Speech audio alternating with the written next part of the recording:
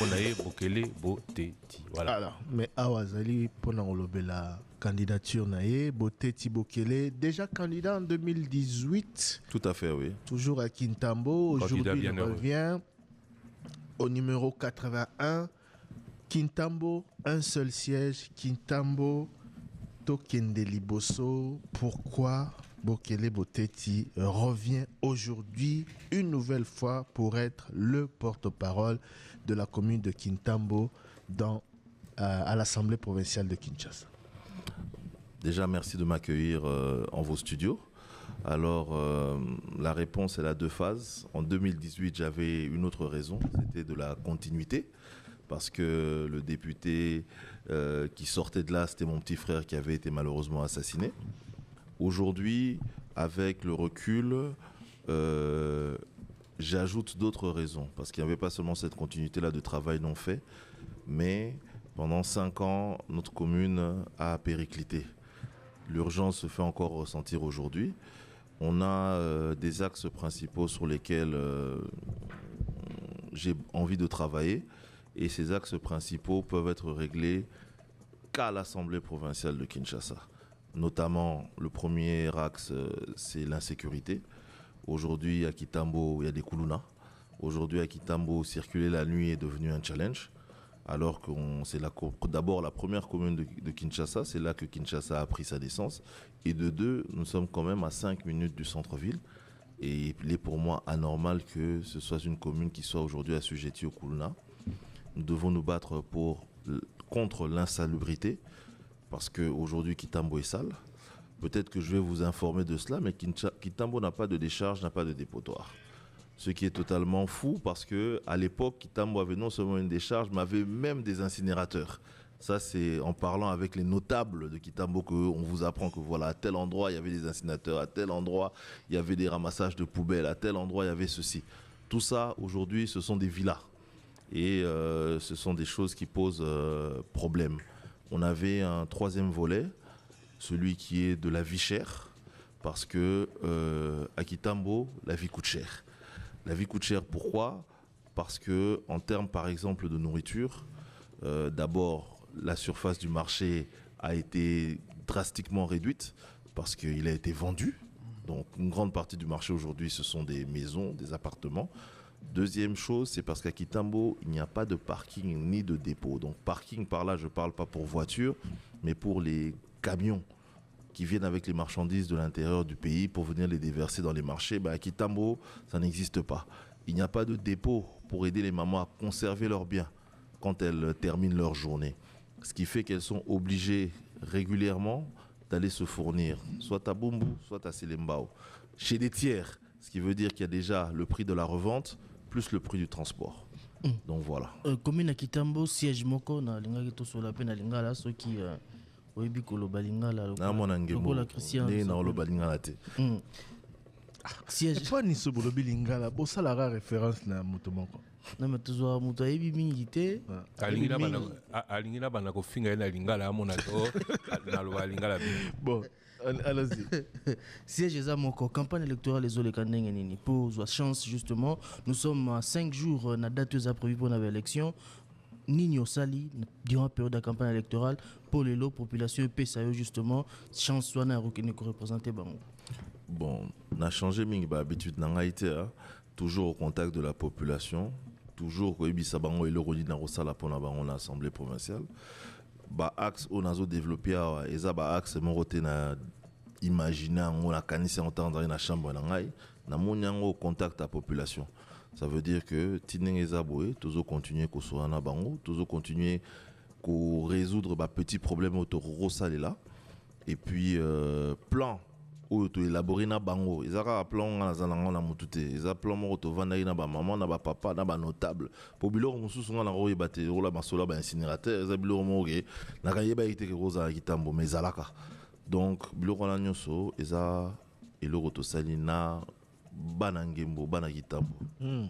Bon, voilà, tous on a problème à Kitambo, bien on a li falancer Kuluna Bosoto Wenze Kondi makambo belé o ezalaki penza o BBC image à Kitambo.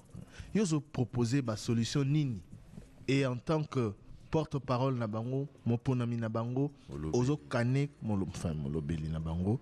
Oui, mais pour nous faire le lit de ozo kana ko peser ndenge nini po esila. Kobaka ko la lingala ya kanisi pour langa eza biloko moko to kanisi yango pe na bankolo.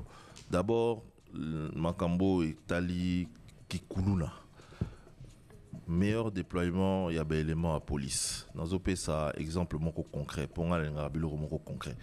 Nazalaki, il y a 2 semaines, la réunion à sécurité, il y a communauté, il y a Bana Jamaïque, quartier Nganda, au Jamaïque. Basali communauté na bango, ponani ni pokulu ne lekimaka kuna. Na assisté na bango et na réalisé que la solution est dans la communauté. Bengisi commandant ya police ya Lukunga a assisté na réunion. Expliquer problème na bango. Yépé à faire part à ba difficulté na et puis te trouver solution tous ensemble. Communauté et PCI et Sika. Les boutique. PCI et Sika pour ba policier ba vandaka. Bureau à la police est agité. Bureau à la police où ils ont la moins de distance par rapport à Sika au toi na ba côté là. Donc tiens on a point chaud. Communauté PCI bureau à disposition. Communauté et lobby peke policier pour koma bola te senga mbongo et leur relais à Tongo et Rosala. Et leur relais à midi et Rosala. Et leur relais à pourquoi et Rosala. Et Sika au kokende ko se soulager. Est-ce que kokende ko sukola et Rosala pas à disposition. Donc population en moko et tcheba policier na cadre moro oyo koya kaka ko sa musa na bango ba okele late. Et la solution moko très imaginative. Na yoka ko na testi siko, ezaki mbala liboso. Mais eza solution ya bana ya Kitambo. Ils se sont pris en charge. Absolument. Et l'État paie et eu par nango, ça veut dire que élément est roya paie. Mais roya tenere par exemple incident moko tozalaki nango côté à Vélodrome, policier ngo ki intervention bino ki n'était dans 3 balles kaka na arme na ngai, moi na ki intervention ezate. Roya na uniforme, roya na minduki, roya na munition. Tout ça est plus pour na kubangi sabakuluna. On est la première étape. Ça veut dire que ils ont intimidation. Place à l'État, il faut wana. Pour l'État, ils ont la force légale. Il y a sévir. Deuxième partie, bakuluna mabe na bango basala katoyebi mais baza bandeko na biso, baza baleki na biso, baza ba membre ba famille. À partir de là pe to zongeli sous l'État. To bengi ba chef de rue. To lobi bango ne baye baka bakuluna baza pi na bandako batu bazalaka to identifier bango pona nini pourtant to bando solo là ba ndeko na biso na baleki na biso to remarquer que pas signé des fois itinara bango ke azwa macheta bimana butu ezate kalingo somba ndaku asoma moto quoi des fois ezanga ka biloko rolia. À partir de là, tu imagines programme ou et gros salake, activité commerciale ezebena Kitambo, to koki ko réinsérer bakuluna. Mais pas bakuluna basi bakuluna gangster, bakuluna peut-être baza entraîné dans le mouvement. Tozo bango et à partir de là, to sali tour et pas ba propriétaire à garage, ba propriétaire à restaurant, ba propriétaire à salon de coiffure. Tozo poser question. Ce qui tozui moi fond mon pied entre biso bana Kitambo, ce qui to melio kuluna. Est-ce que gros le rôle apprenti na garage? Na zuba réponse kaka positif. Na koti na salon de coiffure. Ote peut-être ako bana okata déconner kuluna na salon nao comme ça zo moi touche bandimi. Ndima po na présence na yo, est-ce que ils ont vraiment ndima solo? Mais ngana zana no mutute nazo koma siku peut-être député le 31 décembre mais tisiko naza simple habitat Kitambo ba osala plaisir en quoi? Nazana kaka moto Kitambo. Ba ebi ozali candidat en 2018, ba ebi ambition na yo. Te eza ambition mais ngana kanisi que sauvegarde à l'état, mon biso e banana na famille. Après banana na communauté. To benga ngo eza la grande famille. Et solution ko utakarana. Tokoki kotika bandeko na biso bakene kaka boete. Oyo siko ba cas grave. Eza o bakene bakanga maka cessé, eza o bakotaka boloko. Ba étape ezali et permettre biso to longwana insécurité wana. Mais to suka ki wana pété. To constater pe que pas ces autres na ke ba fimer ba koma pe mo ebele na Kitambo. To zui même méthodologie. Wana to koti na ba salon de coiffure, to koti na ba restaurant, to koti na ba wenze, kolukila peut-être mesa na moi fond ba banda, mais wana pe osenga pe moi formation.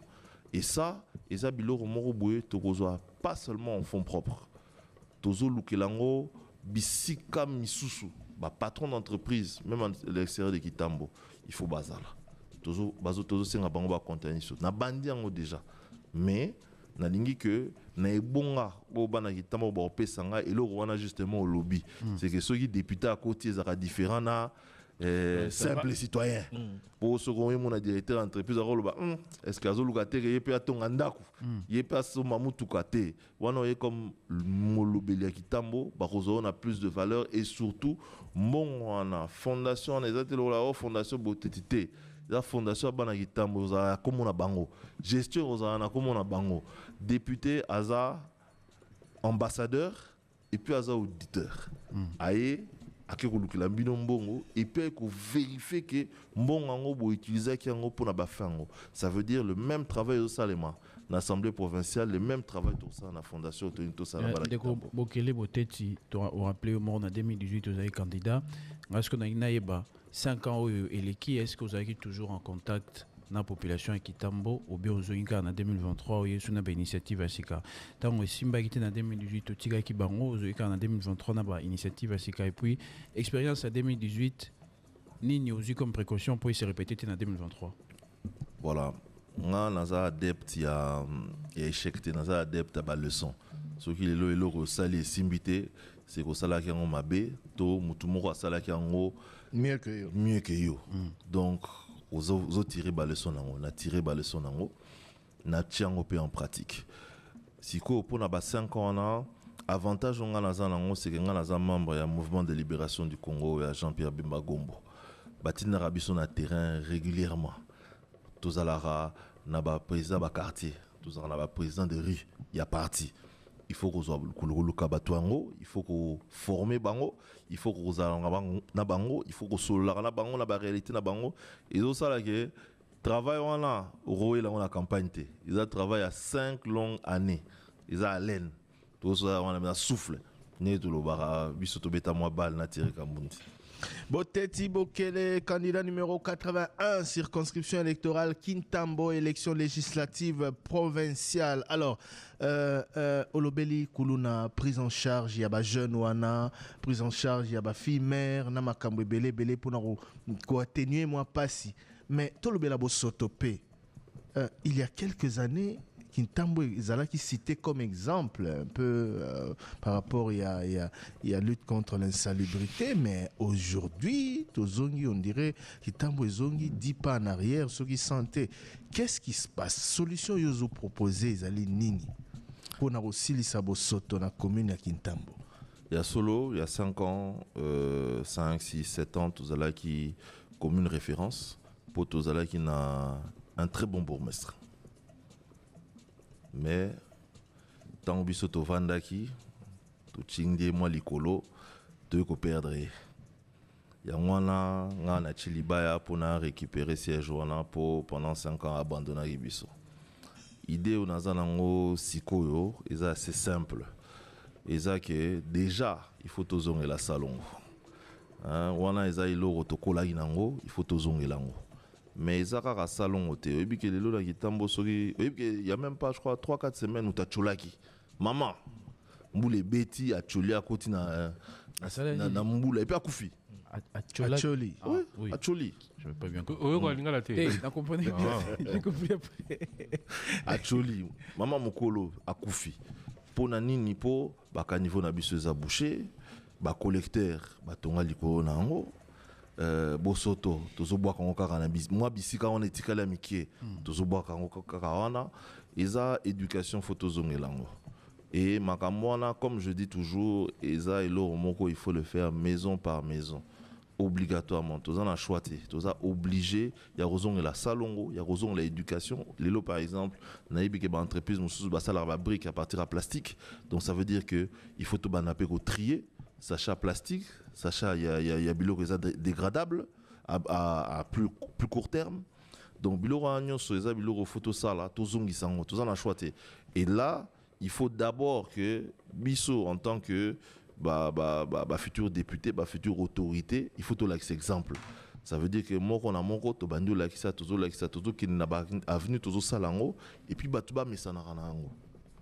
Bon, quand même dans tout nombre circonscription mon sous nombre de sièges on a évolué longué passer de 1 et commis D parce que effort peut-être il y a sensibilisation à enrôlement et salama qui m'a cassé batu pas s'enrôler et belé mais na Kintambo kaka siège mon est-ce que bino batu bolingara récupérer siège wana bo sala musala ya sensibilisation en amont makasi pour batu ba adhérer na processus électoral pour siège matin il on attend moko comme 2 bon siège les alara nombre enrôlé à solo mais ils ont rappelé na prorata population pour Soromoni Kinshasa population évoluer nombre ya ba électeurs à Kitambo évoluer mais partout ailleurs peut évoluer oui. Donc ça veut dire qu'aujourd'hui je pense que dans 2018 vous allez dans 48 000 électeurs enrôlés donc on a 62 000 mais nangali m'a peu progresser salami donc tu tigala on a pota qui tambo évoluer les arana justement bas concurrent bazali est belé bas candidat est belé 101 et oui parmi eux il y a beaucoup de noms connus.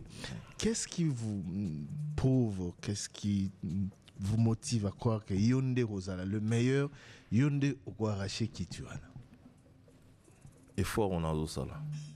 Effort on a ça en terrain, contact dans la population, au côté Wenze, Bahebingai, au côté moi restaurant, Bahebingai, au côté moi bar, Atanamela Masangate, Bahebingai, au côté moi stade, gros se souvenir que je vois bêta moi Nzadi, na terrain, malheureusement terrain basket les arrêts sous-souté na Kitambo, on a bilo repéter aux perdre. Aux arrêts grandio basket.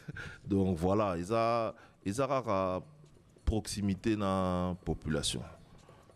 Et puis, baébi que l'engagement biso toujours tenir pour nanine pour partir dans un parti na bandela qui en vie politique en tant que simple adhérent.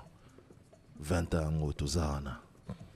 Leader na biso, Mokambi na biso, Jean-Pierre Bimagombo, asala mbula zomi na boloko tolongwate, to tikala wana. Fidélité on a toujours retranscrire en action na biso sur terrain. Biso to kende gauche droite te lelo leader aebo to changer to sauter to tikali kara elongo kara na MLC. Fidélité on a baebi que non depuis ayaka couleur moko. Tous en a pouvoir couleur moko, tous en opposition couleur moko. Et au sala que moi crédibilité quota. Ba benga roté ba tonga musu ba solliciter roté. Ba solliciter mais MLC c'est quoi réponse Boteti Bokele, candidat numéro 81, circonscription électorale Kintambo, élection législative provinciale. Alors bana Kitambo bazaye Olandayo, ya ba quartier nyonso. Webi Kitambo bien tanga pe bana quartier boy, bana quartier boy. Stango zo pesa ba un message na bango ya suka. Pona nini le 20 décembre oyo ba sengeli ko pona yo comme député provincial na bango pour na seul siège ya commune ya Kintambo. Bana Itimbiri, bana Lisala, bana Kilimani, bana Salongo, bana Luka, bana Lubudi. Nga lelo naza liboso na bino candidat numéro 81. Boyebi Kitambo, eza 8 quartiers. Tozala na député kaka moko. Yanga mutesali 81 wana o bozomona. Boyebi ngai, mwana Jean-Pierre Bemba-Gombo, mwana Igwe. Boyebi que depuis to bana masolo to ningana te to tikala kaka côté moko engagement na ngai za nanzo tcha na Kitambo eza même engagement na tcha na parti onaza nango na kozana bino elongo biloko nyonso to solo la biloko nyonso bobakisa na programme po bino nde bosala programme na ngai e kosalema toko bunda esika tozo ke na assemblée provinciale ya Kinshasa pour que voix Kitambo eyokana pour que makambu nyonso oyo il fallait bima na assemblée provinciale na kombo ya Kitambo esalema tokozangisa ata mokote 5 ans au Boropé Sangai onga na lingi ezake après 5 ans Kitambo ezana elongi ya sika esala que dans 5 ans soki musala on salami ngapena lobake musala ici na kenanga kopema. Merci beaucoup bana Kitambo bobo sanate le 20 tozana vote tozana maponami bolamuka mbule beta tokei moeza makasi tokei ce qui par extraordinaire ata neige koi jour wana tolamuki tokei kaka to voter numéro 81 pour la circonscription électorale à Kitambo. Merci beaucoup, Bandeo. Merci beaucoup, député, candidat députation provinciale Kitambo numéro 81. Botele Bokele Boteti Kitambo Tokendeli Bossa avec Dieu nous vaincrons. Voilà, ils allaient d'ailleurs slogan, il y a MLC. En parlant du MLC, 9 minutes, c'est une exclusivité. Le président du MLC, Jean-Pierre Bemba, sera l'invité de la rédaction de Top Congo FM ce week-end. Top Congo FM recevra pour la première fois depuis son retour, depuis sa nomination comme vice-premier ministre, le ministre de la Défense pour parler avec lui de la contribution du MLC dans cette campagne électorale, pourquoi avoir choisi son candidat et surtout, ministre de la Défense, à quand les bonnes nouvelles de l'Est. Restez branchés, Jean-Pierre Bemba sera en direct sur Top Congo au cours du week-end.